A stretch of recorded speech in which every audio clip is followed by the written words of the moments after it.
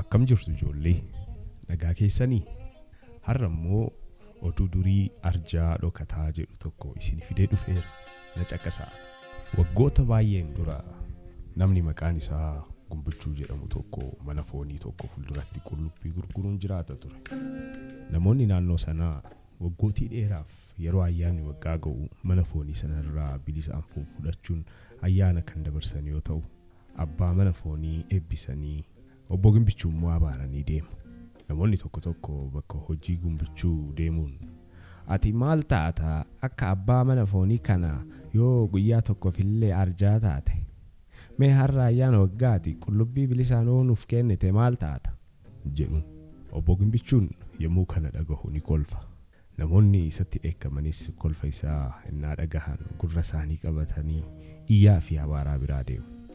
Namoonni tokko tokko ammoo isa gorsuu fi komachuuf yaaduun itti dhiyaatanii, obbo Gumbichuu, namoonni naannoo kana jireenya keetii fi bultii keetiif olmaa guddaa siif oolanii jiru.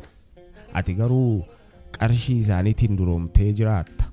Mee maal ta'a gaaf tokkollee qullubbii xiqqoos taatu namoota badhaadhina siif fidan kanneeniif yoo kennite? Kunoo ollaan kee kunillee nama cubbamaa ta'us ayyaanni waggaa yoo gahu cubbuu isaa foon bilisaan arjoomee dhiqata jedhu.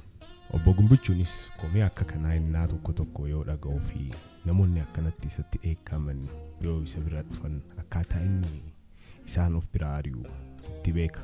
Akkas jedhaan, wanti bilisaan nyaatanii garaa nama wokoksa, haa ta'u malee sareen bakka nyaattuutti duutti jedha. Uummanni naannoo sanaa akkuma isa jibbanitti obbo Gumbichuun du'uu isaa yoo dhagahan, isaan keessaa namoonni tokko tokko baay'ee gaddan. Namoonni tokko tokko ammoo namni sassattuun du'e jiraate maal fayyada jecha awwaalan.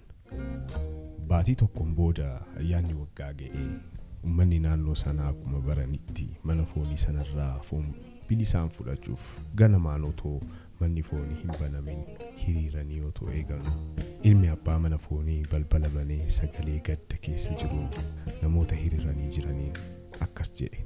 Yaa namoota naannoo kana, isin abbaa kootii fi maamila turtan. Ammaan boodas anaa fi isin jidduutti maamilummaan keenya itti fufa. Garuu waan tokko isinitti himuun barbaada. Hanga guyyaa har'aa anis ta'e abbaan koo ayyaana waggaatiif foon bilisaan isinii kenninee hin beeknu. Yeroo ayyaanni waggaa gahu hunda obbo Gumbichuun gatii foonii isinii kenninu dursanii nuuf kennaa turan.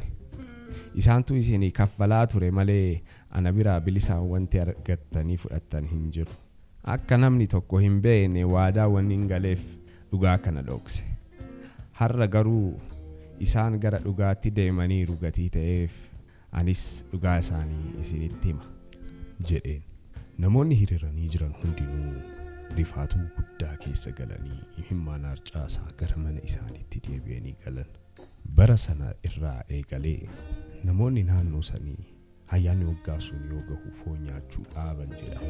Ijoolle, oduu durii kana jaallattaniirtu?